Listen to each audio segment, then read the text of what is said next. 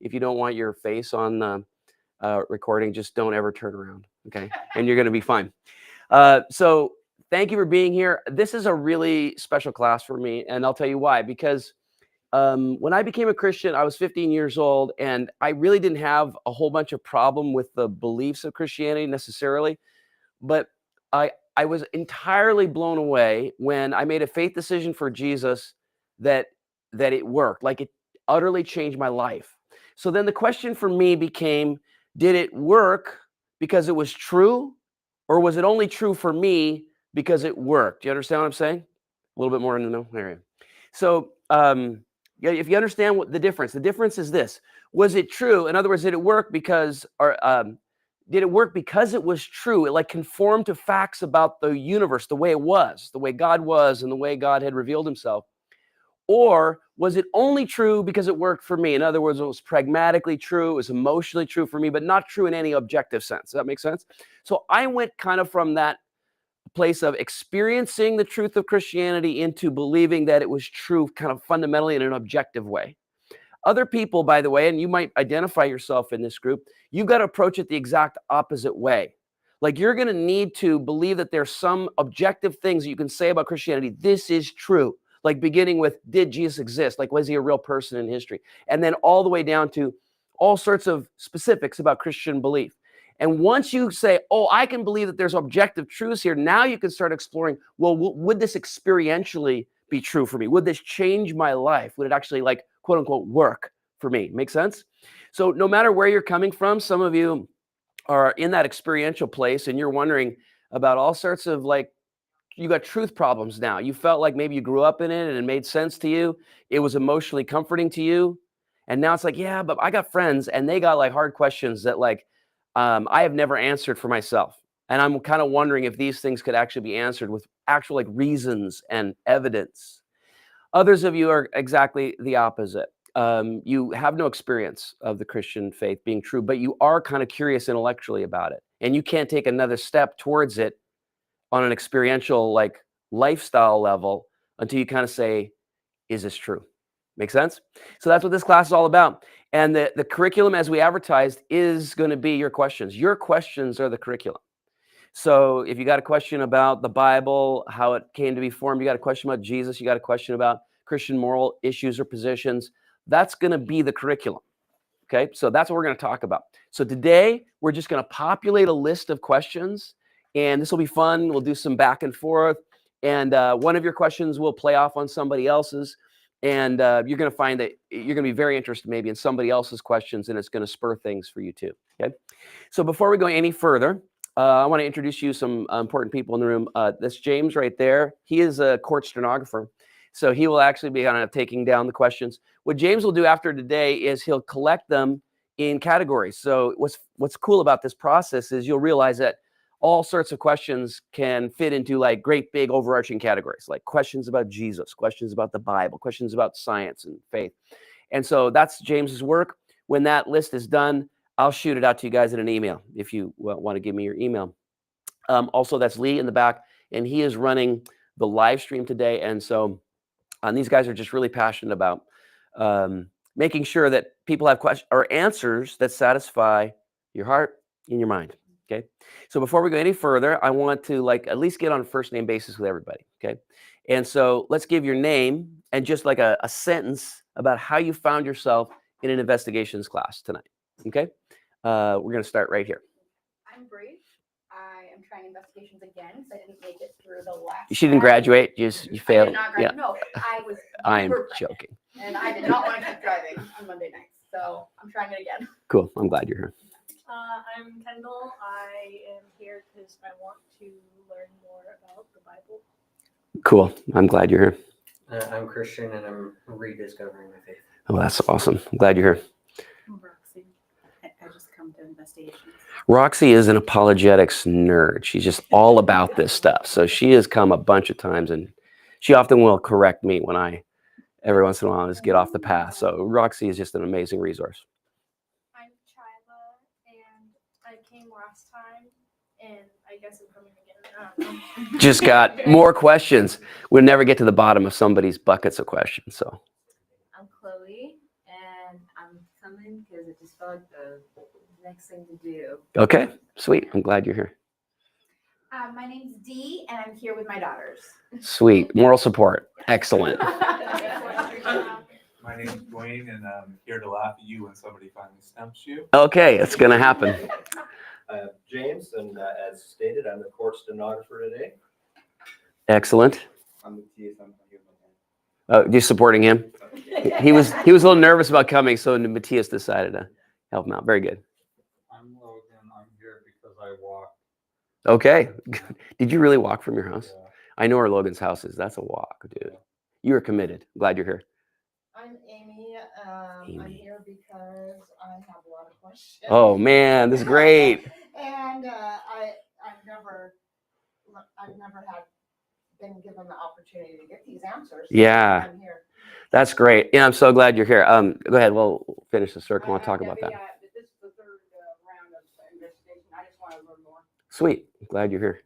Lee with the live stream. Lee with the live stream. So great. So to Amy's point, we really, the investigations is sort of a centerpiece where AC3 wants to be able to take on questions as part of our posture towards an unbelieving world. To say that if Christianity is true, well, then it can kind of handle hard questions. It should be able to handle hard questions. And that doesn't mean that I've got all the answers or James or the elders of our church have all the answers, but it does mean that Christianity has withstood the test of time. And if you've asked a question, you can bet 1 million people have already asked it. So then what we can do together is we can explore some of those answers together. Now, that doesn't mean because there's been answers given to all the questions that those answers are right. But you will be the judge of that. You'll say, is there evidence here? Does Christianity hold water? And sometimes, like Amy, to your point, if the questions are pushed off or a church has a defensive posture about questions, what do you suspect? You suspect they don't have very good answers, right? You suspect that they're scared maybe of the truth of it. And we really want to push back on that.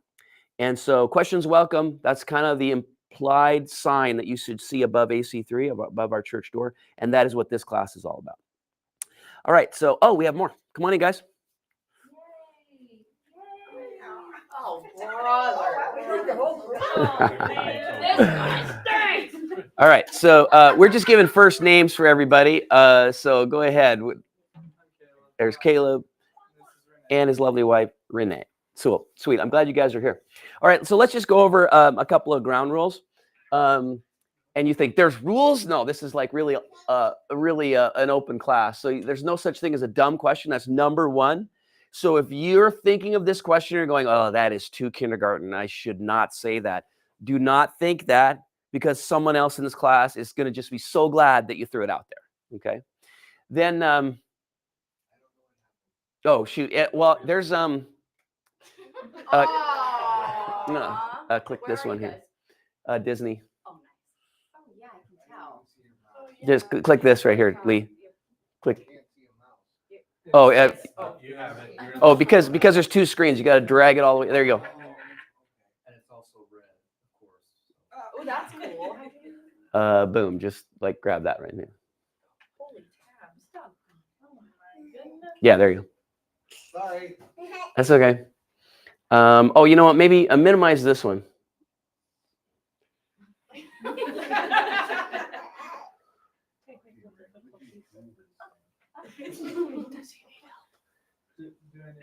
Yes, please. What happened? Yeah, Caleb's got it. It's the two screens are. I can't even turn on my computer, so. Is it a PowerPoint? Yeah. And PowerPoint should just show on the. AC3 Investigations. Oh, you know what? No, it's a new. I don't know what my dad was doing. There we go. Thank you. Appreciate it. Sorry, it was not the simplest way I set it up. Okay, so number two. So first question, no dumb questions. Okay, so we got that. So feel free to fire away. What might happen is if you got a question that I don't understand because I am not always like the quickest with the uptake. I may like ask you a question about your question, right? And then we'll maybe clarify exactly what you're getting at. Number two, we don't have all the answers. So as I said, like we don't pretend to be the fount of all knowledge, but we have access now to like the best Christian thinkers that have been around for like 2,000 years. And by the way, today, like right now, that you may think that this is a weird time to be a Christian in 2025. We've been, past the age of enlightenment, the age of modern science for like literally hundreds of years, and Christianity should be losing steam. The exact opposite is happening. And in part, because this is a golden age for reasons for the faith. This is the fascinating thing. So we'll get into some of that, but it really is it's a fantastic time to be able to get in touch with people who are dealing with all the hardest questions people ask about the Christian faith. So if we get stumped on something, hopefully we'll have the courage to say, I don't know, and then we'll like investigate it together, and maybe we'll come back with resources. Number three, we operate from the premise that God does not play his cards close to his vest. The reason why is because this is sort of the Christian worldview premise about people seeking spiritually. And if you put yourself in that camp, you say, I am seeking spiritually. And if that's where you're at, this may or may not be true, but this is what I hold to be true, okay? And it's what Jesus said when people come to God with all sorts of questions and prayer requests. He said, ask and it will be given to you, seek and you will find, knock and the door will be open to you. So Jesus was just adamant about this, that if you were hungry for truth, it was going to be revealed to you. So there's this really interesting phrase in the Bible. It says, seek the Lord with all your heart and he will be found. So there's a little caveat, right? With all your heart. So there's a lot of times in our lives we could say, I think I was seeking. I wanted answers. I was really interested in knowing about God or the truth of the whole, universe and all that stuff. But was I seeking with all my heart? Like that's a really important caveat. All my heart means with an open-mindedness, with an openness to the truth, maybe to even open to my own pre-existing worldview being shaken up and disturbed. And that's hard to do, because when you do get your worldview shaken up, there's a thing called cognitive dissonance. And cognitive dissonance is when your whole view of the world, you start to question it. And then it starts to rattle your cage. And when people change worldviews, that's what happens. So I hope you're open for that, because Jesus said, if you're ready to ask and seek and knock, you're going to be satisfied. That's our opening premise. And then finally, discussion is allowed. So tonight you'll throw a bunch of questions at me. We'll write them on the board, and maybe we'll have some back and forth to clarify your questions. And then as we get into this stuff, I want you to feel like we can now talk about stuff. Like it's not just going to be the Rick show where I talk and you listen, but there'll be like back and forth. So you'll say, well, what about this part? Or you'll stop me in the middle of an answer and you'll say, wait a minute, you misunderstood. And like that's really important for me, because I don't want to like answer a question you're not asking. Okay. So discussion is allowed. Check that. It's encouraged. Actually, absolutely essential. All right, and one more thing.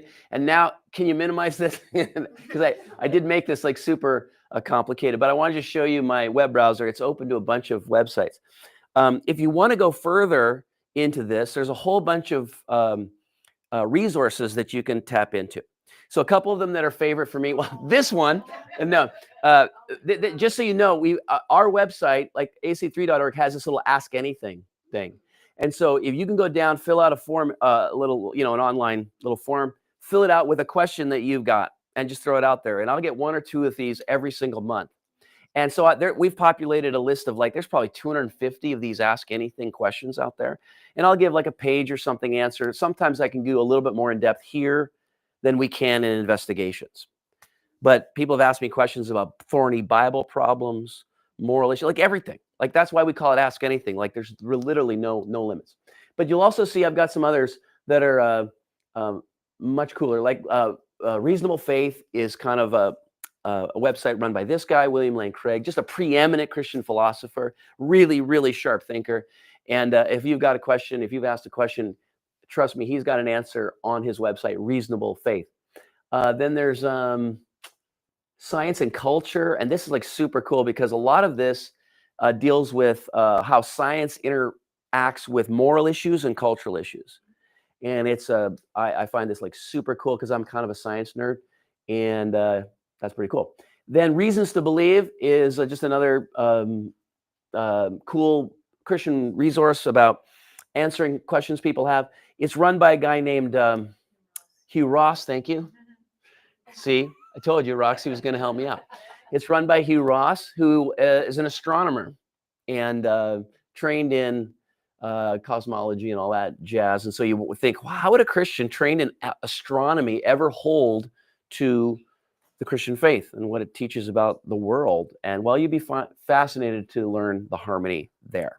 But that might be questions you have. Okay, so that's just other resources. I just wanted you to be aware of that. Look over here, and I've got just a healthy number of books on all sorts of critical questions that people have. For example, do you have any reason to believe that miracles could happen? That's the case for miracles. This is called the benefit of doubt. If you've ever thought, no, it's a bad thing spiritually that I have doubts about my faith, well, this whole book is really about reversing your thinking about that. Why doubt is important to have a strong faith. And then UFOs, like what would Christianity say about UFOs? Got a whole book on that. To Hell and Back is about near-death experiences. And what do they tell us about the existence of the soul? And then Hidden Gospels is about Jesus.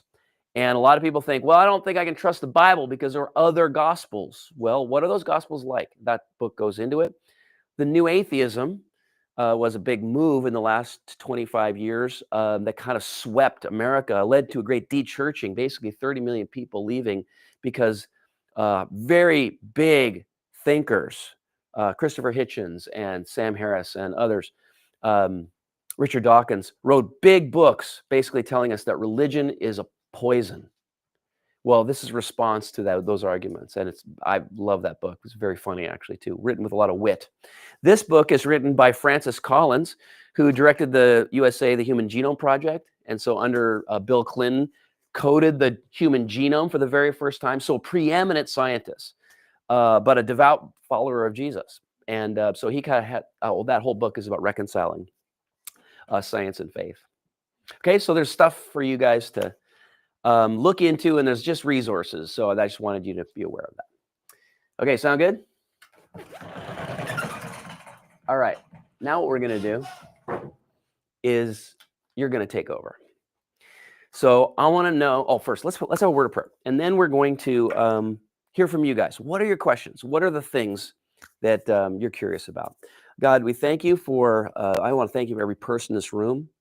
And whether they have a hard time, even right now, believing that you exist, we're just going to reach out into the darkness, and we're going to assume that if you're there, you're going to reward the seeking of your face. And so I pray that you would reveal yourself to every hungry seeker in this room, that you would reveal yourself as the way and the truth and the life, and use me and use our discussion, Lord. Use the asking and the seeking that's going to take place in this room over the next weeks to reveal yourself, I pray. In Jesus' name, amen. Okay, so you came in. I bet you had a bunch of questions. Don't be shy. And maybe you have a bunch. So let's just start with you, and we'll go around, and just whoever wants to, you can chime in, add to someone else's question, and away we go. What do you got? Dwayne. God appeared directly to Moses. Why doesn't he appear more directly to more people? Yeah, I'm going to label this. This is a really important question. The hiddenness of God is the general topic of the problem that this brings up, because you have the Moses idea.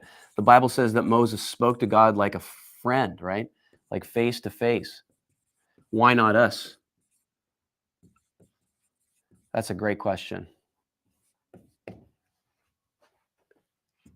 If God is so interested in me getting to know him, why doesn't he write my name on the clouds kind of thing? I've heard that before a bunch of times. Good question. What else? That's what I was gonna say. Amy. Is if God is a real person, how is it a feeling?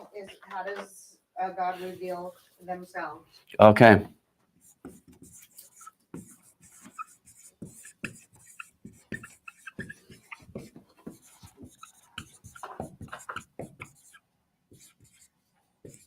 Great question. And it gets to, this is the key word, Amy, is reveal, right? Like there's some things where we could assume that we could maybe just pick up things about God from the things that God made. But then there's other things about God that we wouldn't know unless he chose to reveal them. two different kinds of revelation, and that's a really great question. I think there was another aspect of that question about, is God an entity? Is it an idea? Is it a Yeah, philosophy? we're operating Yeah. What out of the is gate with a God? premise that God is personal, but maybe how do we know that God is personal? Or more fundamentally, just what is God? This is a really good question too, yeah. And you know what we're going to be really shocked by when we get into this one? We're going to be shocked by how far we can get before we get to things that are specific to Christianity.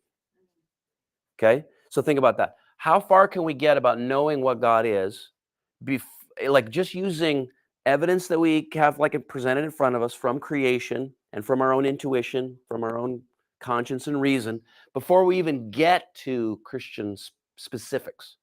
And I think you're going to be blown away. We're going to go, oh my gosh, we can know that. Then, I mean, we're off and running, and it'll be fascinating to look at that. That's a great question. Let's keep going. What else?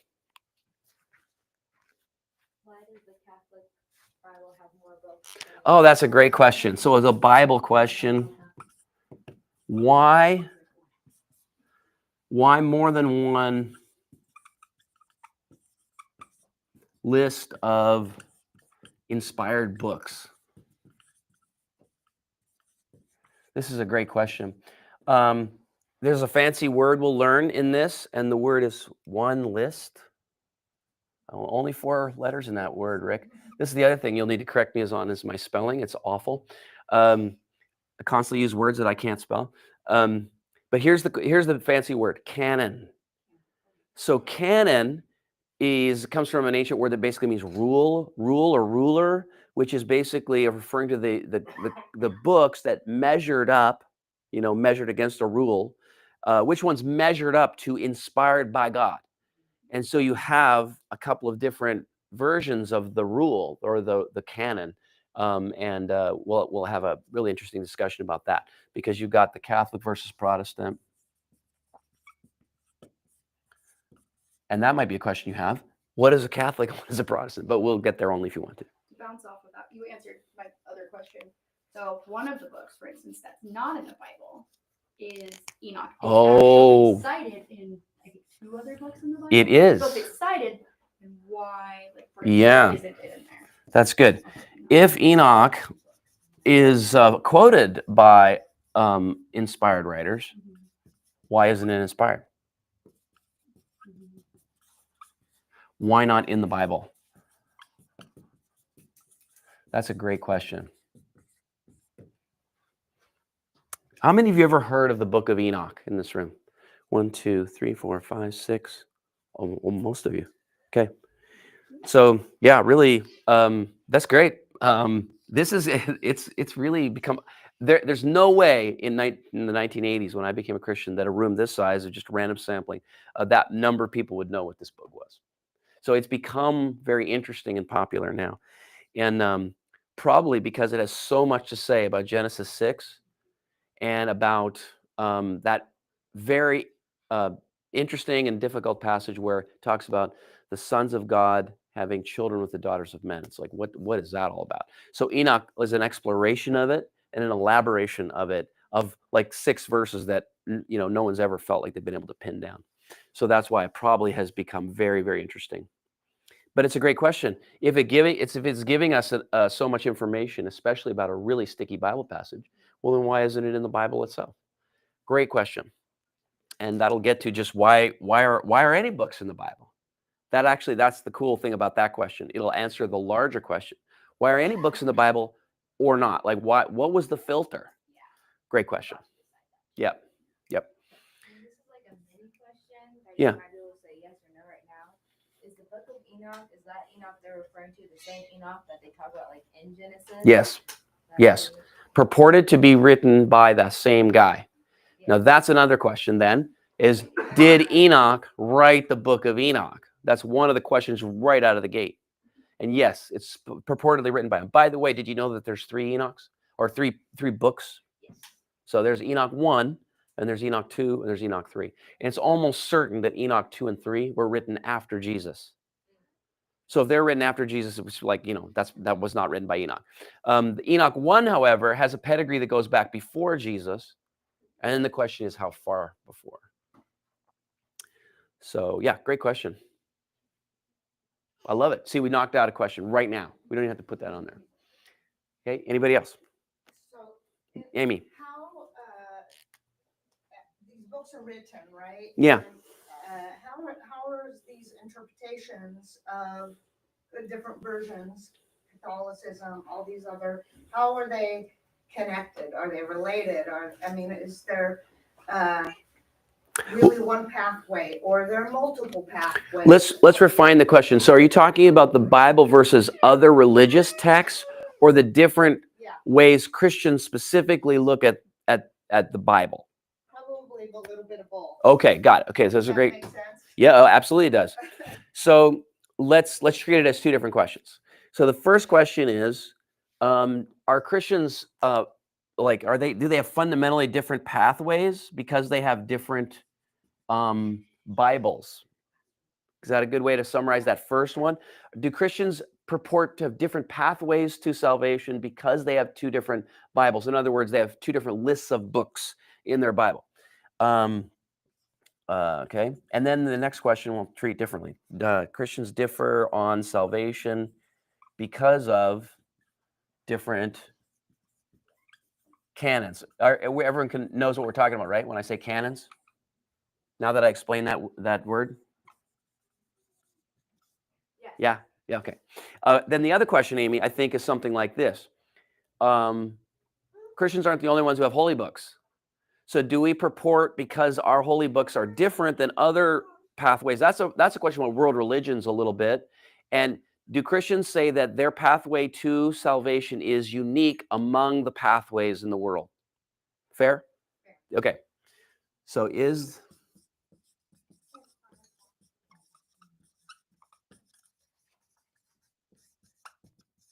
this has a fancy name. It's called Christian particularism. And you can understand that, right? Particular. Does Christianity purport to have a particular, that is to say, a very specific or unique way to be united again with God? And then how does that differ from, or is it the same as, other religious pathways? Okay, great question, Amy. Thank you. By the way, if I ever do this, I'm abbreviating Christianity. This is not me Xing out Jesus, but the first letter in his name in Greek is from chi, which is X. It looks like an X. That's just me being lazy, but I'm not trying to X out Jesus. Got it?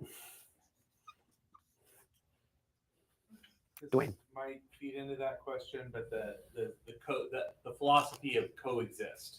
That all. Oh yeah, everyone who's seen the bumper sticker, right? We've all seen the coexist bumper sticker, right? So what do you ask? What's the question? So why would the Christians say no?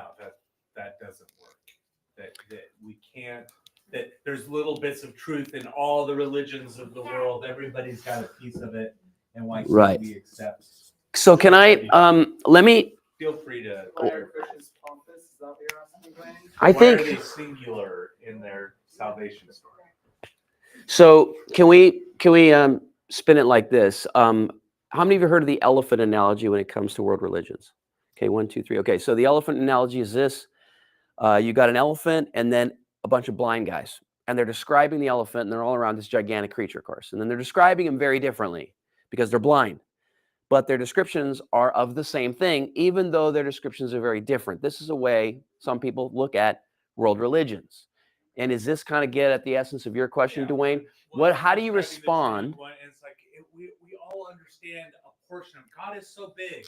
Not one religion can understand it all. Is the elephant analogy, now that everyone gets the elephant analogy, okay? Is the elephant analogy, does it hold water? Like, is that a valid criticism of Christian particularism? And that might get at all of it. Okay, is the elephant analogy a good critique of Christian uniqueness? Did you get that, James? Because I'm just scratching here that no one could possibly read what I'm reading. Okay, good. You just stop me if I'm. or if I write something that is utterly illegible. Okay, this is excellent. Well, good start. Okay, so what else? Look, we got questions about world religions, about the Bible. This is number 9. Logan. So this is Young's critique of the Trinity. So is the Trinity not a true metaphysical revelation of undivided being, but rather a static image of a prior psychic process privileging a pre-synthesized unity, suppresses the tensions, reversals, reconfigurations essential to integration, falsely advertising completion before the descent and reascent, fostering a monistic stasis that hinders individuation. So basically, Yeah, let's boil that down to something real simple that I can understand. why 3, not 4? Okay. That's a super way. That's very simple. Does that capture everything that you just threw in there? Because I want to capture as much as I can understand. So Young has a critique of the Trinity, Yeah. and it sounds like is that basically his quote? No. Mostly, or that's your My summary. interpretation. Well, 3 stars, 5 stars, Logan, for your articulateness. But yeah, let's see if we can boil it down so everyone can understand the problem. Young critiques the Trinity. Is it just because it's 3 and not 4? There seems like there was more in that. It was like it's a critique of the Trinity pushes something on us that's bad. What would that be? Like the Trinity encourages. Yeah, because Why? Because there's only 3 and not 4. There's like 4 parts of the soul, but the Trinity only introduces 3. It's prematurely saying that this is the whole truth before the descent and reascent journey in alchemy. Which would be what, death? Yeah. I was curious about what that means. Yeah. So doesn't the Trinity sort of harm us in that it falsely help me? Yeah, because there's 4 parts of the soul. Okay, so that's a premise. So he's presuming there's 4 parts of the soul, that the Trinity. And it's missing a feminine element. Okay, well that's another thing. Okay, so that's good. Like let's maybe have layers to this question. Doesn't the Trinity harm us in this way? 1, it denies the 4th. What is it? The 4th part of the soul. Yeah. The 4 parts of the soul, and you're gonna have to maybe explain that part. 4 parts of the soul. The other thing is it seems to deny the mystic feminine. Yeah. Yes. Okay. These are excellent questions, and there's yeah, we'll get into some great thinking on this. Feminine. Anything else to pull out of that particular juicy quote? Like it was really big and deep. I don't know. That's good though. This is a good start. This is a good start. If you're good with that, Logan, let's hold that as a great question. Let's look at the Trinity. I mean, we could get into why Christians believe in the Trinity. That's a whole that precedes your question. But this assumes the Trinity is a accurate summary of Christian thinking about God. Doesn't it present problems because this and this? Yeah. Great questions. Yeah, thank you. Okay, good. What else? Questions about science and faith, any of that stuff rattling around in your noodle? Christian. I'm kind of a conspiracy theorist, so this goes into the millennial reign and the Satan's little season. Oh, yeah. The millennium. Okay, so let's get a question out of that. So What's the question? There's theories running around from a lot of people right now, because everything that's going on in Israel. Did the millennial reign already happen, and are we in Satan's little season right now? Okay, great. What's the correct view? Just to explain for everybody, the millennium is only talked about one place in the entire Bible. And it describes a 1,000-year rule of Jesus. So the question that Christians have had is this millennium, this 1,000-year rule of Jesus, are we in it right now? Or is it something yet to come? And there's basically 2 views that believe that we're in it right now. And there's one view that says that it's yet to come. And we'll talk about those. Those are excellent. And by the way, noology this Sunday, this is the topic. So we're going to get, not necessarily just millennium, but we are going to get into end times. So we're starting this whole class on the Christian worldview, and we're beginning kind of at the end. So we're beginning with end times thinking. How should we think about end times? And we'll talk about lots of things, not just millennium. We'll talk about rapture. We'll talk about signs of the end. We'll talk about lots of stuff. So The question also is that the millennial reign is over, and now everything is kind of tanking. yeah, okay, so that would then go, Christian. So the theory is that the millennial reign already happened. Well, if it already happened, then I don't know of a view that we're. So what would we be in now if it already happened? Oh, got it. Yeah. And that we're waiting on the final. Okay, that view fits. That view fits in amillennialism or post-millennialism, and so those are two. Okay, so those are two views that believe that the millennium is happening right now and will precede or be done before the return of Jesus. The post-millennial view is that the millennium happens after the return of Jesus. Okay, so those are two views that believe we're either in it now, or as you said, it could be coming to an end, and then Satan's basically what would be tribulation. And that view is also held differently with the different views. So we can get into that. So there are these three different views. And I was going to write them down. Just a primer on eschatology. What's that? Yes. Just a primer on eschatology. Yeah. What is Christian, I'm sorry, could you tell me, what are you saying, Satan's what? Little season? Okay, what it is at the end of the millennial passage in Revelation 20, it talks about Satan being released from prison. He's different from the pit. Different from his final destination, yes. Is this the resurrection of the evil and the? Yeah, so he's bound for 1,000 years. So the millennium is described like this. It's described as a time of earthly reign of Jesus and the binding of Satan. And it's over when Satan is released to deceive the nations, and then he is overthrown. And then he goes to the pit. And then we have the new heavens and the new earth.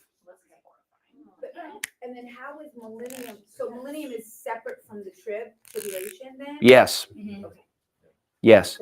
Well, and we'll see. See, this like, so your view, it's a very controversial view just because you got to pull in lots of pieces, right? So there is this tribulation idea that Jesus talks about and Paul talks about, and it has certain hallmarks as well. A great increase in suffering on the earth, generally associated with the Antichrist figure. Okay, so Satan's. Yes. Yep, exactly.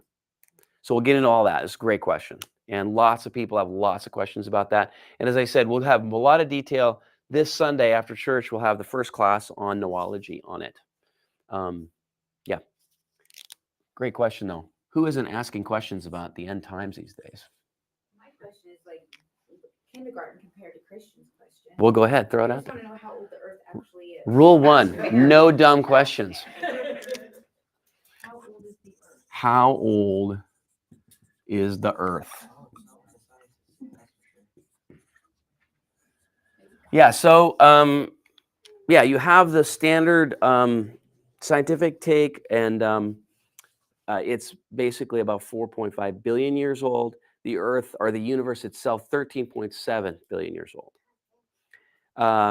Then there are young Earth creationists who believe that it is between 6,000 and 10,000 years old, and so we'll get into that.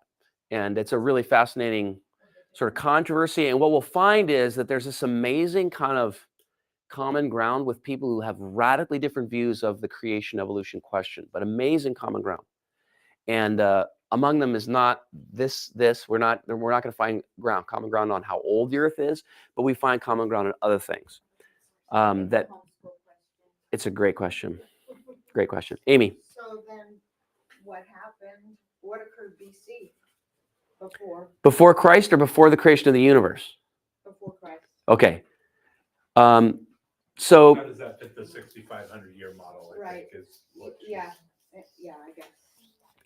So I just want to help me. I want to understand the question. So what happened before Christ? There's lots of history before Christ and lots of uncontroversial history that we just know, like the Babylonians were a real empire and stuff like that. So what specifically do you mean what happened before Christ, meaning what?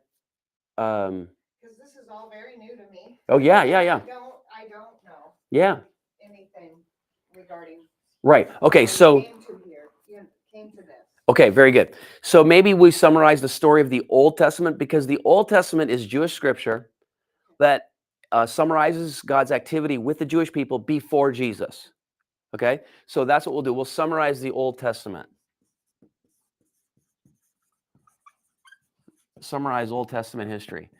Just so we know what happened leading up to Jesus. And Amy, it's such a great question, because it shows that to understand Jesus, we can't divorce him from this history, because so much of what he said alludes to what God was doing before he showed up. Yeah, so it's really good to understand that piece. Very good. Yeah, Caleb. I think Lee had a question too. Are Mormons Christian? Oh, that's a great question.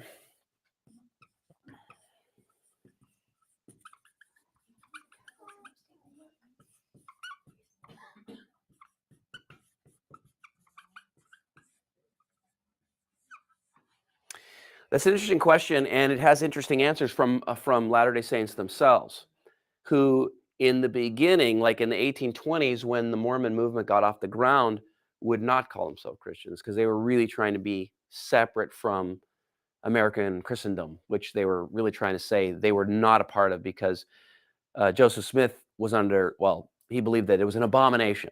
All of the versions of Christianity were an abomination. Now, that narrative is very different. So if you have a Mormon friend, they definitely want to be associated with this word.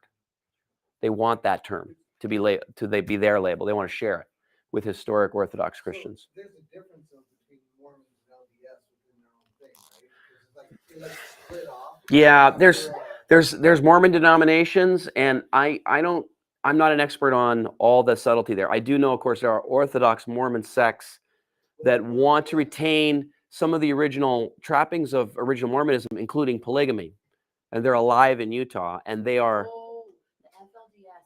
Yeah. That's You guys see that documentary? that's a real thing. So yeah, so there's a lot of those, and they're their own, and they are. So there are those who they broke off right away. Like, by the way, did you know that Joseph Smith's wife, one of his wives, was kind of she felt like Brigham Young was taking the whole movement in a terrible direction. And yeah, so that break happened almost right away. And we just clarify, LDS is Latter-day Saints. Thank you. Yes, Latter-day Saints. I think that was just rebranding. I don't know. I think because they were trying to push away from the polygamy. Yes. They went from Mormon to just a rebranding. Yes. I don't know that there's a denominational distinction there, but there might be. Extreme. No, I don't know. So that's your question, Lee. Is there a difference between Mormons and LDS? There is definitely a branding thing that goes on there, but they will still embrace the term Mormon. Like all my Mormon friends will. But they just, LDS was a. So what are you thinking? I just heard something today where they were talking about how it's almost like Protestants and Catholics. Well, yeah, I think that's absolutely true, but I don't know if it is attached to those labels.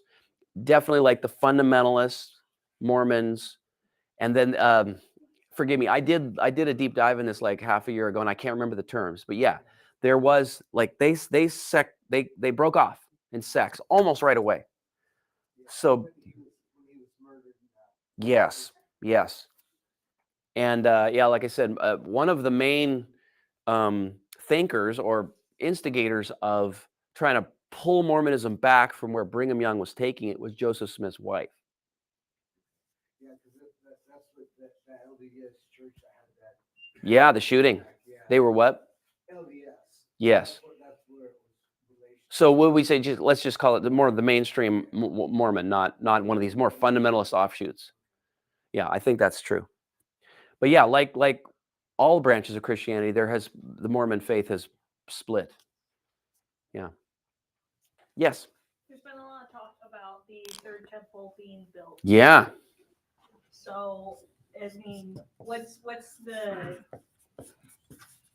the scripture behind that? If it's built, does that mean that the Antichrist is more likely to come sooner? Like, Oh yeah, that's a great question. Thank you. That's a great question. And real quick, Oh, okay, call me out. Bree doesn't know what I don't know the what third that is. temple okay, yeah. So I was just going to do that. I was going to explain. So Solomon built the temple, right? Yes. Okay. Then when the Jews went back, okay, that temple got utterly destroyed by Babylon. Yeah. Then the Jews go into exile. They come back. They build a second temple, and it was kind of pathetic. And then Herod comes along, and with his Roman buddies, he builds an epic temple, and it's better, bigger, awesomer than Solomon's temple by far. It's the second temple On the same grounds? on exactly the same ground, Oh. on the top of Mount Zion in downtown Jerusalem. And I've been there. Now, the Rome razed that sucker to the ground in 70 AD in perfect fulfillment of the prophecy of Jesus. Now, the question is, does a third temple need to show up? So that was the second. It got destroyed by Rome. First destroyed by Babylon. Second destroyed by Rome. Is a third predicted? And then the question you're asking is, if it's predicted, does it need to show up? And can we encourage it to be built to usher it in, get it going, get the end times? There's so many websites right now about like construction for the third temple. Yep. Kind of volunteers Yep. contributing. Yep. The red heifer sacrifice. The whole thing. Yep, I've heard of all of those. So what we'll get to is we're going to back this question out to its beginnings, and it begins with Jesus talking about an abomination of desolation, and he talks about the temple being destroyed. What's so critical is to remember when he's saying this, and he's saying these things before the second temple is destroyed by Rome, 40 years in fact. So what's funny about this whole third temple conversation is it almost ignores the fact that to the letter, Jesus predicted exactly what would happen by Titus when he rolls into Jerusalem and literally levels that temple. And what Jesus said, his exact words were, "Not one stone will be left on another." And actually that particular phrase was fulfilled to the letter because the opulent temple that Herod built was full of gold. And they raised it, like R-A-Z. The Romans burned it to the ground, and they melted the gold. And because they melted the gold, they had to take the thing apart brick by brick by brick to recover all the gold that had melted. So this happened in perfect fulfillment of what Jesus said. One of the most stunning prophecies in the Bible. It's incredible. And so then the question is, do we have to resurrect that prophecy for another round kind of thing? And I think sometimes we can go wrong-headed there, but that's the question. So we'll hold it until we get there. Great question, Deb. What's the oldest religion? What? What is the oldest religion? What is the oldest religion? Oh, I'm sorry, Deb. Bad hearing. I'm around loud machinery all day. Okay, so what's the oldest religion? That's a great question. The default religion is paganism. That's the default religion. Like if you go anywhere where some prior big religious movement hasn't gone first, it's paganism. And it's the same everywhere. So for example, it's the same with my ancestors. My ancestors lived in Middle Europe, and they were pagans. And if you go to the middle of Africa, they're pagans. And if you go to the middle of Australia, they're pagans. And if you went to ancient China before Confucianism and Buddhism and all, pagans. Paganism is the default religion. But there's a fascinating stream with anthropologists that seem to indicate that paganism is a devolution from an even older stream of monotheism. But we'll talk about the evidence for that, and it's fascinating stuff. Great question. What's the oldest religion? Buddhism is older than Christianity. Judaism, obviously older than Christianity. Christianity, way older than Islam. Caleb. Is paganism. So, yeah, good question. I was just going to launch into an answer. What is paganism? And yeah, we'll get into that.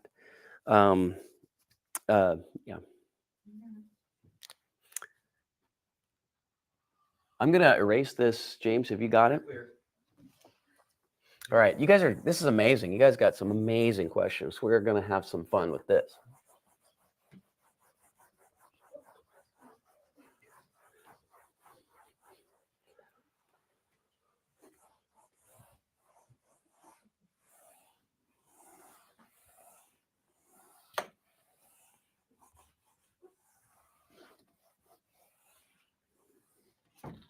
Ready, go. Next, Dwayne. Between Adam and Eve and Abraham, what did it look like to worship the one true God? Okay, what's our number? 17? 18? That will be 18. What was, are we specifically thinking about monotheism or religion in general, or like that stream of that genealogy that was being carried from Adam through Abraham? Well, how did their worship of God look like?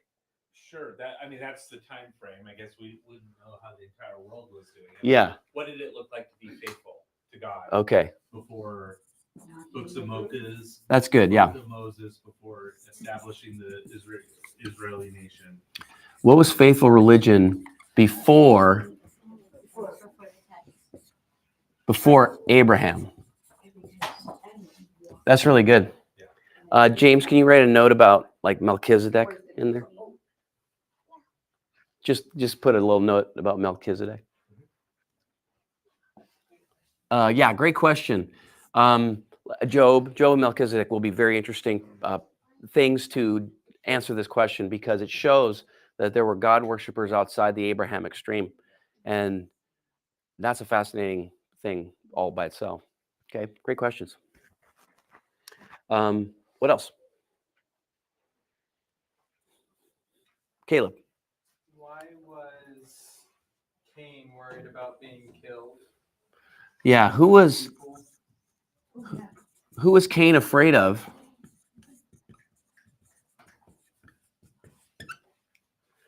And we could add to this question, where did he find a wife?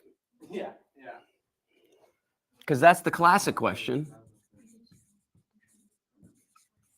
Because it just says he found a wife. Where did he find her? Right, it's a great question. They were all over the place back then. There were lots and lots of wives. So this is the classic question, where did Cain find a wife? Because at that point in the story, you're thinking, okay, well, the Bible's giving me the story of a primordial couple, Adam and Eve, and then they have two children, Cain and Abel. Abel's dead, and now we got Adam and Eve and Cain, and then we have a story about Cain founding a city. If he founds a city, he must be able to have children. Who's he having children with? He's got to have a wife. But okay, so that's the classic question here. Where did he find a wife? Because it looks like there's only 3 people on planet Earth. But this is a more significant question, because after he kills his brother, God marks him and he's terrified. Well, not in that order. He's terrified, then God marks him for safety, because he's worried about being killed. And you say to yourself, who's he afraid of? There's 3 people on planet Earth. Who's going to kill him? Not his mom, not his dad. Who's going to kill him? So these are really, really interesting questions. And actually, it kind of opens up avenues of explanation to integrate some of our understandings from natural science into the creation story of the scriptures. And it's fascinating because, well, you almost wouldn't have even predicted it, but all of a sudden you have some explanatory resources for hominids that are in the fossil record that are not Homo sapiens. Question? Yeah. Sounds so ridiculous. Oh no. I'm going up with that. If God's creator of the universe, could there be aliens? And could that be what Cain was afraid of? Okay.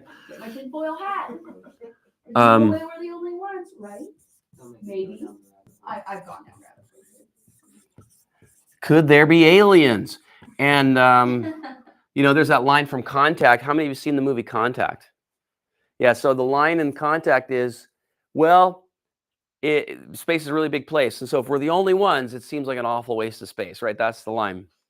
But I waited the whole movie to see the alien, and it was her dad, and I was really disappointed. Yeah, it was pretty disappointing. So it's a great question, Bree. Okay. No, it's an excellent question, because think about it. People will sometimes presume that aliens exist. Why? Well, they'll presume it based on the standard model of evolution. They'll say, well, matter, given the right conditions, must arrange itself into living states. And if it arranges itself in living states, it must evolve. And if it evolves into higher states and higher states.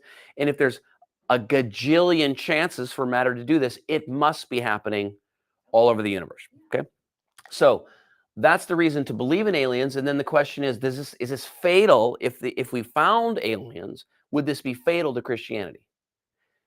And I think that the reason why it's presumed to be fatal is two reasons. Number one is that it would affirm this idea of molecules to man. It would affirm that it would seem to undermine the creation story, that humans are a special creation of God. But secondly, it would undermine the Bible's constant emphasis on the centrality of humans. And if there's aliens, how can humans be the center of the game? They can't be the center of the game anymore. So it's assumed by many that if we did find aliens, and before we even find them, of course, notice people assume they exist. Like a lot of people just assume they're there, and that the assumption of their existence is fatal to Christianity. So that's why we should ask that question. It's a great question to ask. Christian. I have a question to build off that. Yeah. So, if I'm assuming aliens aren't real, because then we're not the central piece on the board. Okay. Assume they're not real. Yes. Okay, we're assuming that aliens don't exist. In the Bible, it talks about a firmament. Mm-hmm.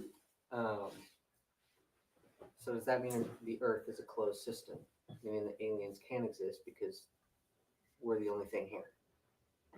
Us and the Earth is the only thing here.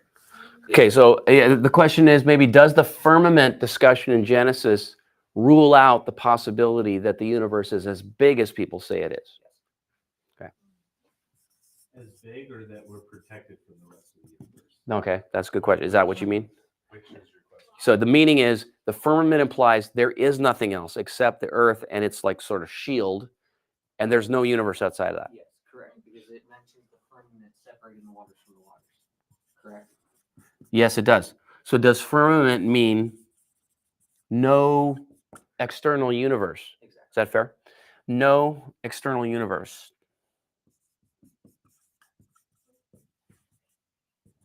And then I have another question about that. Yeah. Okay. If we have the firmament, does that mean the Earth is flat? Oh yeah. So Dwayne's going to take this question because he's actually a card-carrying member of the Flat Earth Society. So that's an inside joke. I was actually just a member of the Facebook group. Inside joke. I believe your children got you a membership. It's hilarious. Yeah. Well, I spent 6 months going down that rabbit hole because I got punked and got joined to that Facebook. Yeah, his children signed him up. So if the firmament is real, oh, sorry, what was the implication then? If the firmament is real, does that mean the Earth is flat? Oh yeah, right. Does that? Because the firmament has to stop somewhere.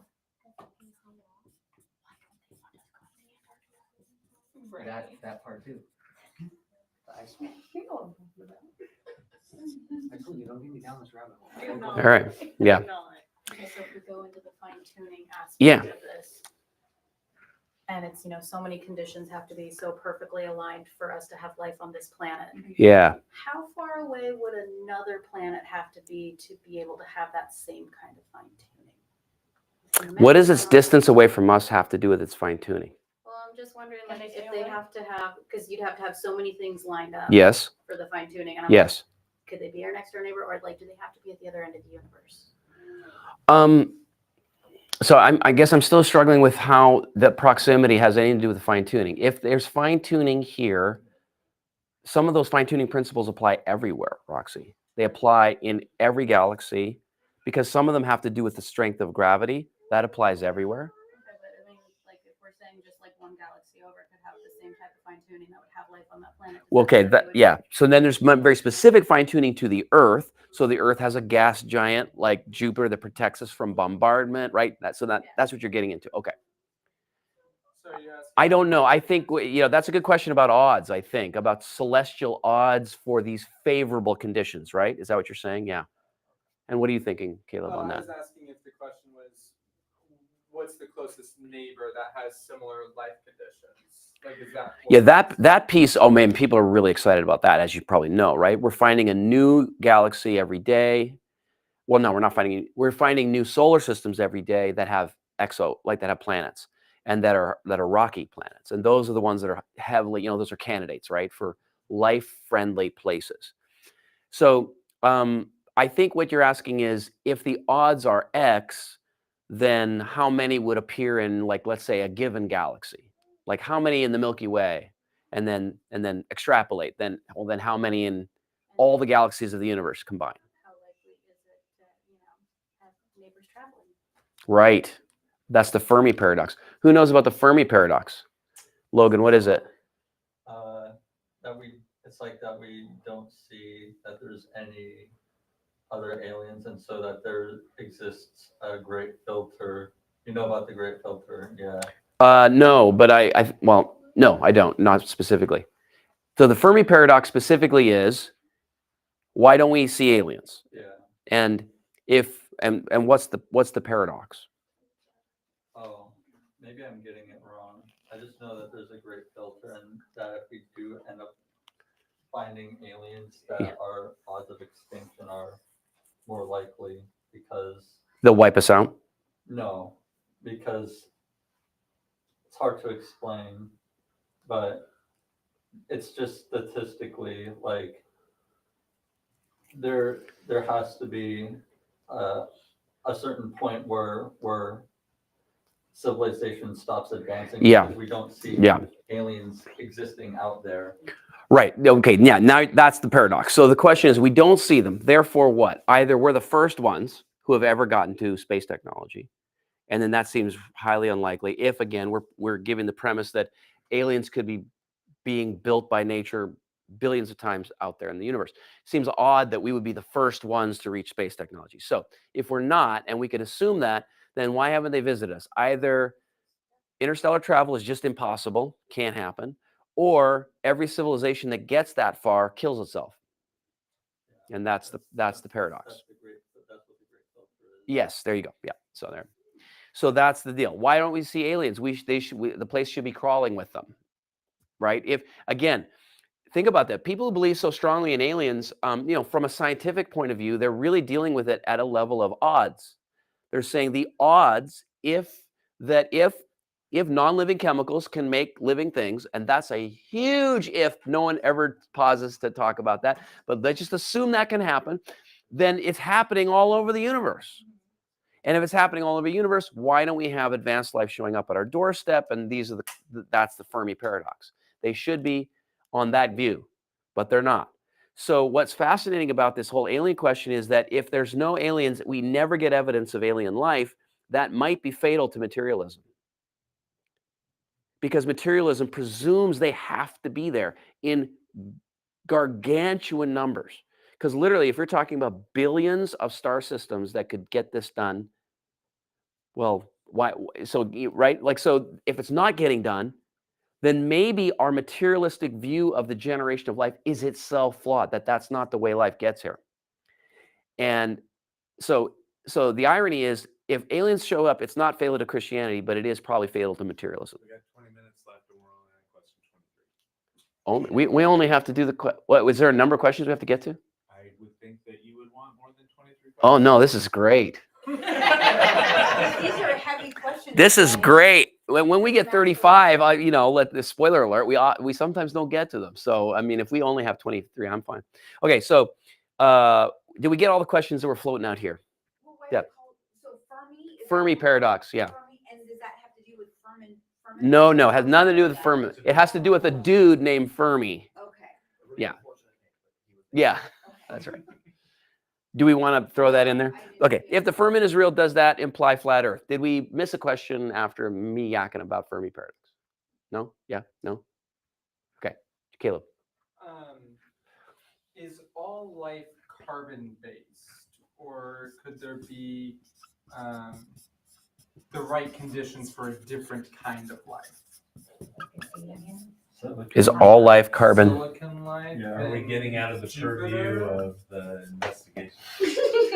That's well, that is above my pay grade, but I went to this is actually a really relevant question for intelligent design, because intelligent design theory just asks what are the conditions for life, and if life cannot be built on any other platform other than carbon, then again that's a narrowing condition to make life even more special, even more finely tuned, and that's why it is a relevant question, but it is way above my pay grade.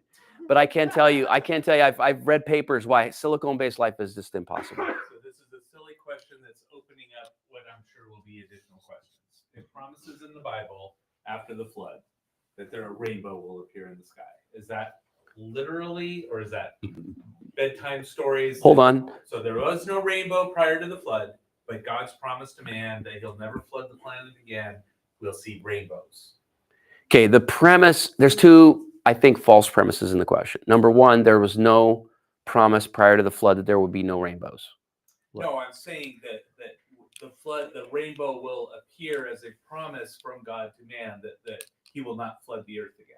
I might be butchering it. So you're asking, are you asking, was there rainbows before the promise Was there a made? scientific change in the atmosphere that Well, allowed rainbows where it wouldn't be allowed? Yeah, okay. Before? I'm assuming that they aren't making the statement that rainbows always were. It seemed like there was a change in that statement. You're saying that rainbows might have existed prior to that? Yes, because it's not specifically excluded, but there's in a young Earth scenario, there's a cascade of sort of rationales to keep that airtight, and one of them is that you have no rain prior to the flood. Okay, so because you have no rain, you have no rainbow. Sure. And then that's one of the reasons why the rain of the flood is so cataclysmic. Yeah. And then And there's no absorption of water. and there's no absorption of water, and away you go. Yeah. And that's married to all sorts of things. So it's married to the world. The Bible does say that the world was like there was springs. Yeah. So, yep. So This worldwide flood would be another question. Yeah. Was the flood local or global? Was the rainbow around before the flood? Is that the question? This one? My assumption was that it wasn't rainbows prior to that, because why would they make that statement? But your lack of rain, you could probably erase that if you want. We'll throw it in there. Was a rainbow around? Saying that there was no rain? I mean, the No, water no. cycle existed. Yeah, it had to have. So, but it's not explicitly stated. So sometimes, like, we drive interpretive trucks into tiny little holes, and that's one of them. My question was more: did it literally mean that, or was it just kind of like a children's story? Well, it's in the Bible.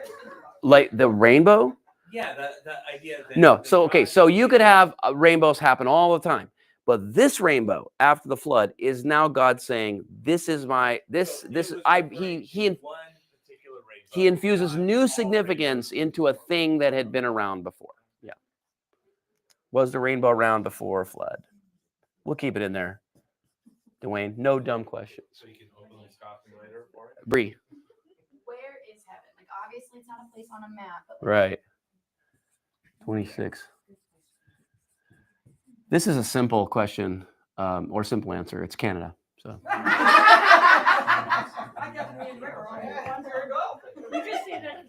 Amy. And did the rainbow really open up the gates to heaven?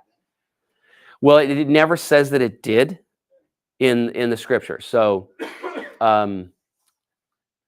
so is that maybe that's a quick answer to that question?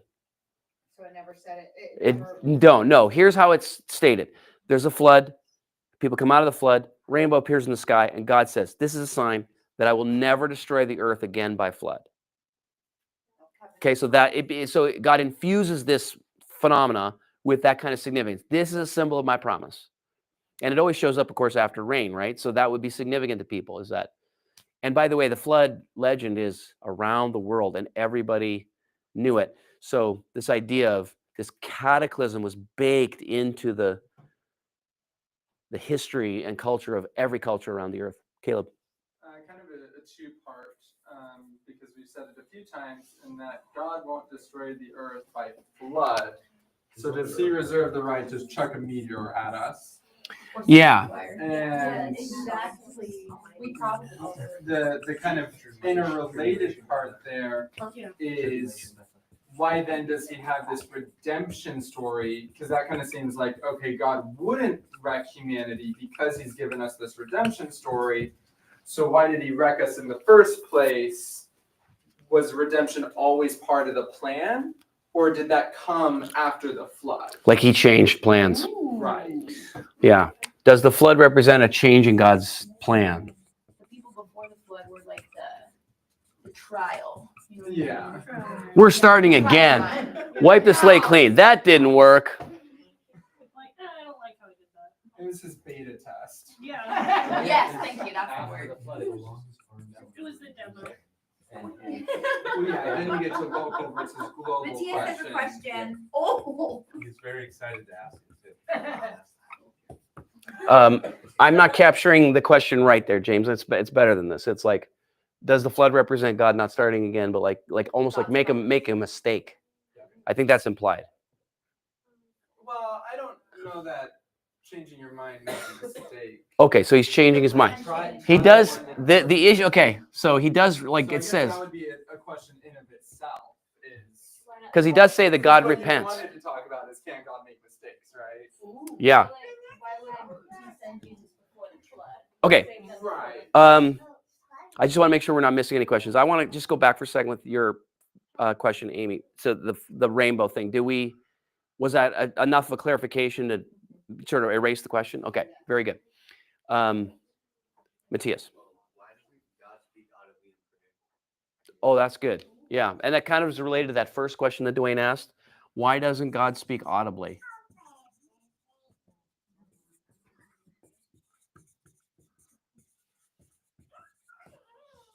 It does go again to this question of God's hiddenness. It's a real thing. People have talked about that a lot, and it's a big question. What God's hiddenness? Speaking audibly. Oh yeah, so close your eyes, and if you're quiet, you can hear God talk. right. So it's not like so when we say why God doesn't, a lot of people say he does. Yeah. And so then we have to deal with that as evidence. Christian. I have a question that kind of stems from that one. I've talked to people before that say that God speaks to them. Yeah. But I've never once heard God speak to me. So I don't Right. see where people get that from. Well, I would ask a question. Go ahead, James. I talk to a lot of people and follow a lot of people online who say the very same thing. Say, God told me this, God told me that. And the question I would propose to them is, okay, great. How did he tell you? Specifically, tell me what he said. They'll go, well, he didn't. Here's what happens every time. Well, he didn't say it. What he did was this event happened and this event happened and they were connected. Like, okay, so he didn't say that. We got to be really careful about putting words in God's mouth that he didn't say when he didn't really say it. Yes. We're perfectly within license to say, God showed me this because of a scripture or a specific or a circumstance or and of course maybe he did audibly speak. That's totally legitimate. But some people say God told me, and we think he audibly talked to you. And what James is saying that's not necessarily what that means. It's colloquial in Christian. Yes. Yeah, that's a good way. People use that language kind of loosely, and it can get us in trouble. It really can. That was one of the reasons I stopped going to church. Yeah. People claiming to talk for God. By the way, probably the most significant violation of the third commandment. Okay, so we think the most serious violation of the third commandment is when we say God or Jesus in a bad way, in a derogatory way. Like, no, the most significant way you take God's name in vain is when you attach God's name to your junk, right? Your falseness, your stuff, because that is taking God's name and pulling it down. Vain literally means empty. So when we make God's name empty, we violate it. So that time, like that is a more significant way that we violate the third commandment than sometimes when we drop God's name as a wow or a gee whiz. Building on this topic, what gave prophets legitimacy to speak on behalf of God? And are there prophets today, or is that like X-made? And how can we tell? This is a great question. What gave prophets legitimacy? And are there prophets today? We've already have our answer. Oh, no, no. No, she said. Might as well throw speaking in tongues in there too. Yeah, that one threw me for a loop too, because I Okay. grew up in a church Okay, that so- did that, and they yes. didn't have any Yeah. translation at all. So my mom, Yeah. she went to Bethel this weekend. They Oh. had a huge conference. Okay. And she told me, she said, "Don't tell your grandma I'm going." And I said, "Why can't I tell grandma you're going?" And she said, "Because they speak in tongues there publicly, and I've always been told you don't speak in tongues unless you have someone to be able to interpret it." Right. Okay. Just in Reading. So this is interesting. Yes. So it's the grandma who believes that God speaks to her, but she shuns the speaking in tongues. Got it. Got it. This is There's a lot of wishy-washy. okay. No, that's great. All right. This is great, and it's a great topic. So what is let's say It doesn't sound like she objects to speaking in tongues. It sounds like she objects to speaking in tongues. Without an Without an interpreter. interpreter. Yeah. what is the gift of tongues and how should it be used? Let's ask that. That sound good? Yep. And there's so much the Bible has to say about this, and why don't we listen to it? That's the question. And maybe none of us really falls perfectly in line. There's just an incredible way that the early church dealt with this. They, summarized in 1 Corinthians 14. That's what we'll get into. So yeah. And that's where it talks about how the gift should be used. By the way, just to explain for people who aren't familiar, the gift of tongues in this context is a gift of a prayer language, a language that you didn't learn, but that the Holy Spirit sort of gives to you in the middle of ecstatic prayer. I think that's a fair way to say it. And this gift is for the edification of the person. It takes them into new heights of intimacy with God, and sometimes is a time when they believe that they're hearing from God in special ways. And then if that utterance in that language is heard by another person and they understand what that heavenly message is, they will interpret it for the group.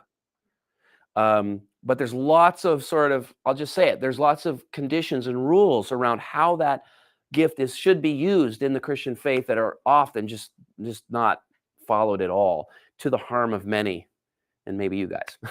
And so we'll talk about what those rules are and how they maybe should have been played out, and I think it'll be edifying. Once saved, always saved. So what's the question? So if I'm saved, if I declare that I believe in Jesus Christ as Can I my lose Lord it? and Savior, and that His sacrifice has given me access to eternal life, and then I change my mind later in life and I denounce it, maybe not even denounce it, but just stray away from it. Yeah. Am I still saved, or do I lose? Yeah, right. That's a great question, and a perennial one in Christian circles. Yep. Chloe. Adam and Eve, were they the only ones made in God's image? So like was Cain's wife made in his image? Or was she like in the angel? Are the angels made in God's image? This is a great question.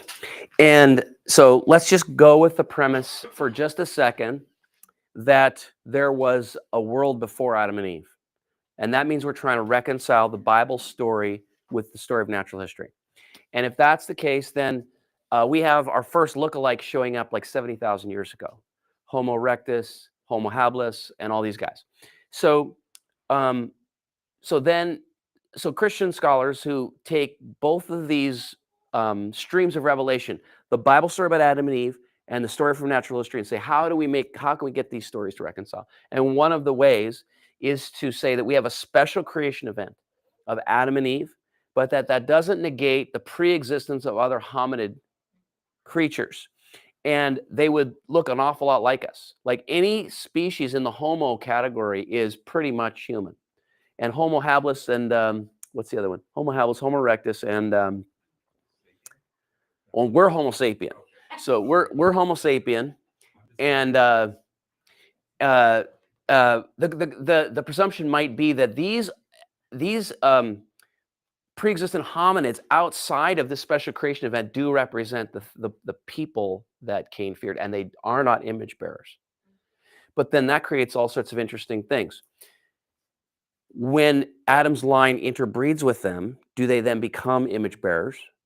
And their progeny are now image bearers? Are there, these are questions that flow out of that. Are there any of those pre-existent hominid ancestors alive today? And if so, do we not then have a biblically justified reason to resurrect racism? Because Homo sapiens are the only ones that have the image. And if we are the only ones with the image, then these other hominid ancestors are animals. They're animals. They're not with no soul, right? They're animals like the same way your dog is or a gorilla. But after the flood, it wouldn't even matter. Well, this is the thing, is that they don't exist, and here's what we know. We know that all humans are of the same family. Like there's an easier chance of you getting a genetic match for a kidney transplant from someone from, or as easy to get a match in India as in Indiana. We're more genetically similar, humans are, we're more genetically similar across races than a single species of rat in Madagascar. This is incredible. Matthias. Oh, that's a good question. Yeah.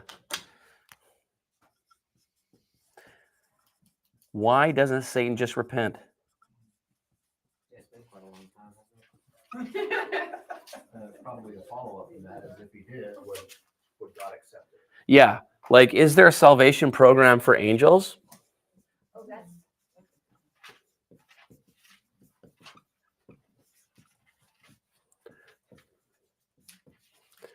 This is such a great question, and it's really relevant for people who grow up in the church, because then you're familiar with the story, and you're familiar with this idea. Oh, God has an arch enemy, Satan, and then you realize, well, that's basically the foundation of all the problems on planet Earth. And my wife was just so convinced that this would be the solution to everything if Satan would just repent, that she actually started digging a hole in her backyard, and she got down like 2.5 feet, and her dad finally said, "What are you doing?" And she said, "Well, she was a child. Okay. Sorry." This was last week. She was 6. This didn't happen last week. She's digging, and my father-in-law comes to her and says, "What are you doing?" And she says, "Well, I'm going to dig down to hell, and I'm going to preach the gospel to Satan, and that'll just fix everything." So that's what she was going to do. So, she was, all in on this program. Yeah. Well, the assumption that she had at 6 is that if Satan repents, it'll fix everything. But my question is, would it? Like, is that a false premise because of the sin nature introduced to humanity? Is Satan the sole tempter and cause of sin, or is it human nature? Because of the fall. It's a great question. Mhm.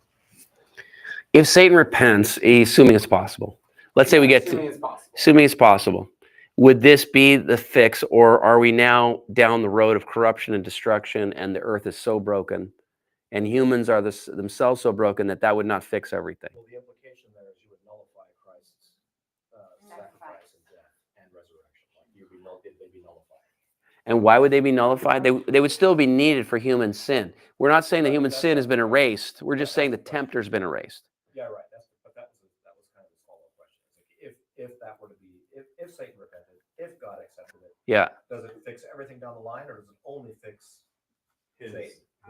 No, I didn't go that far. It was just Okay. if Satan repents and the tempter's out of the picture, does humanity still require the saving grace of God because of our own nature? Like, are we going to start war still? Like, are we evil because of us, Yeah. or are we evil because of the devil? Right. That is the question. Excellent summary, Chloe.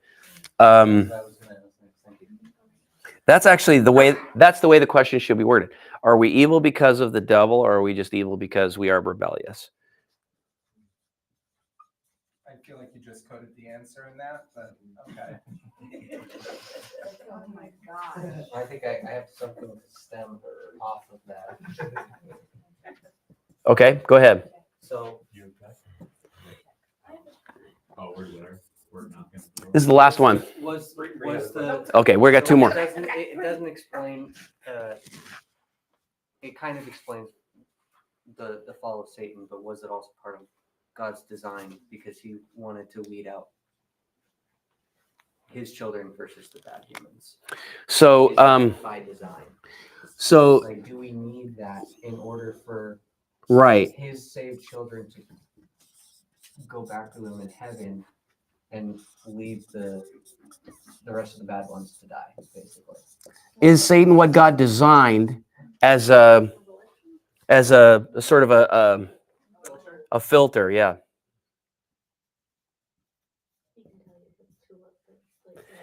It's a great question. And I think that we can get to the idea that God permits Satan to be free and therefore to also rebel. Oh. Roxy, can you say that for the class? Yeah, Roxy's got a smart thing to say. No, I just butchered something. Yeah. His question made me kind of wonder if Oh. he was going more towards the vein of election. Right, a little bit. Like I it definitely hints at it. Does God plan and execute the fall of Satan from before all time, and therefore Satan can't help but fall and rebel, and therefore he really isn't free? But also, does God And that's the create same question some for us. Yeah, does God create some for salvation and then Yes, yes, yes. But and if that's the case, then the whole thing is a charade. Like even Satan's fall is now a charade because he already predetermined everything. Okay, yeah.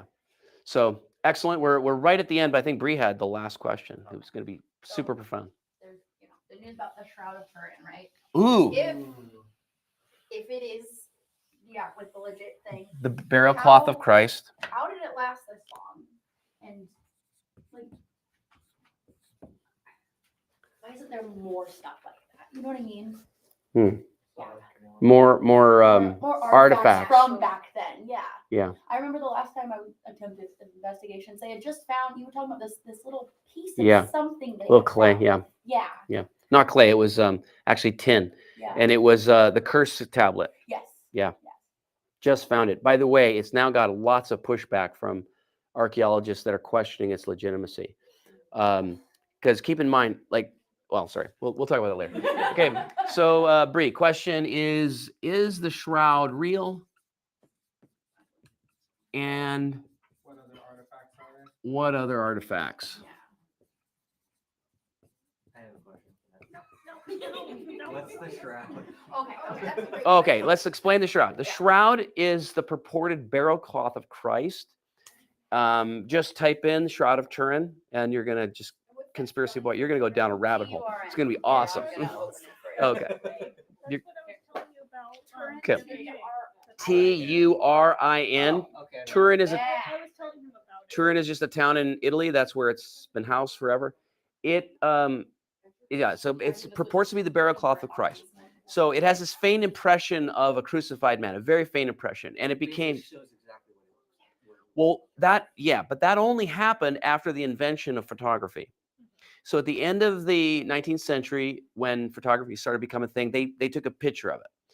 And the negative image showed three-dimensional relief that you can't get when you just look at it. When you just look at it, you see this vague impression of a face. But the negative image is actually there's three-dimensional information. And that was a wow. Because the question then is, how does a forger do that? So the first path of explaining this thing is, well, it's a painting, it's a forgery, it purports to be the burial cloth, but it isn't really. So what are the naturalistic ways someone could have made this thing?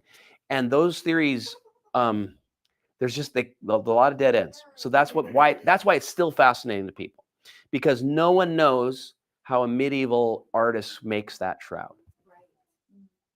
Along with the sociological knowledge that's embedded in the characteristics of the person on the shroud. Sociological? So, like the perception of what Jesus would have looked like. Yeah. So it's beyond just the scientific creation of such a thing, but also the knowledge that they would have had based on their geography. Yeah, so for example, knowledge about crucifixion, because there's details of crucifixion embedded in the shroud.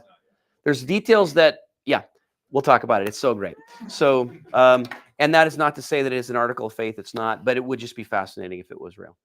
And just let's say this, that it hasn't been proven to be obviously false. And that's something, because we can test this thing coming and going. We know there's no pigment on it. It's basically burned. The image is burned into the cloth. And How does that happen? This has been great. Okay, so can you see how much fun we're going to have? This is really great. James is going to categorize these things, and then that'll be the way we handle them. We'll just go from the first category through to the last. D? If I was too shy to ask a question, could I email you? Oh, yeah, that's really great. And I'd like you guys to, if you could, write down your email on this. And if you don't have to give me your email, but if you'd like to, I'd like to have it so that I can send you the questions. So James will create the document, and then you guys will send me your email. And yes, like what Dee said, if you had a question and you were just like, oh, this is, I can't say it out loud, send it to me, okay? At this address. I'm going to wrap up in prayer. Thank you guys so much for coming. Next Monday, same time, 6:30. We're going to try to be really good with your time, 8 o'clock, but I will stay after. So if you got like some stuff you want to yak about personally, I'm always going to be here, okay? Let's pray. God, again, we have reached out with our hearts and our minds. We have believed that to love you, we must not park our minds, because Jesus said we should love you with our minds and our hearts and our strength. So, God, we want to love you with our minds, our best curiosity, trained on the question of our relationship with you. And oh, may you be revealing yourself to all of the seekers in this room. And we thank you for the promise that those who seek find. In Jesus' name, amen.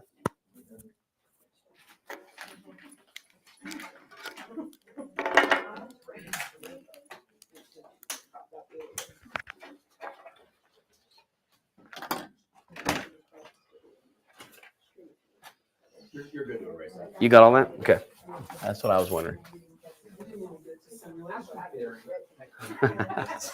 Elon Musk? Yeah. I love what someone once said. That's just intelligent design, dude.